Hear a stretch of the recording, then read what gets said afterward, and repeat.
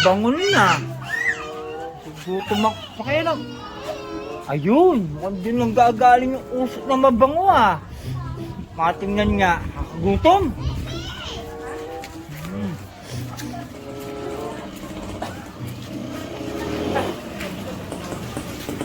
Wow! Dito nga nang gagaling yung usok. Kaya may-ari. Baka mahal to ah. Magkano kaya ito? Gusto kong kumain ito kaya lang. Ang lalaki ng lempo.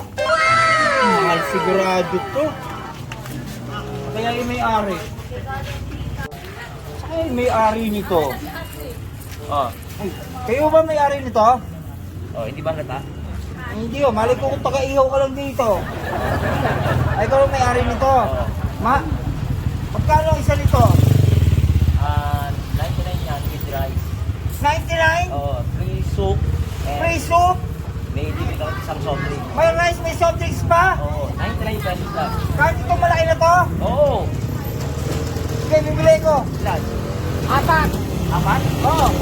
Apat na chicken o apat na liempo? 4,000. 4. Apat. Oo. Siguraduhin mo yung soft drinks ko sa yung rice ha. Oo, sigurado Sa yan. yung libre sa bawa. Oo. Wow, grabe. Akala ko mahal yung tinda nyo eh. Yun lang to, sir. 99 lang yan. Oo. Wow. Okay, sa mga nais bumili, nandito lang po yan nakalocate yung aming paninda na 99 pesos. Grilled lempo with rice, with only soup and soft drinks. Oo. Dahil dito lang niya matatagpuan sa Barangay Cuyab, San Pedro Laguna, sa Purok 4. Yeah. Yan pare? Oh, yes. Talagang subukan nyo. Masarap talaga tong liempong to. Tsaka manok. Sayang, baka, nako, napakasarap.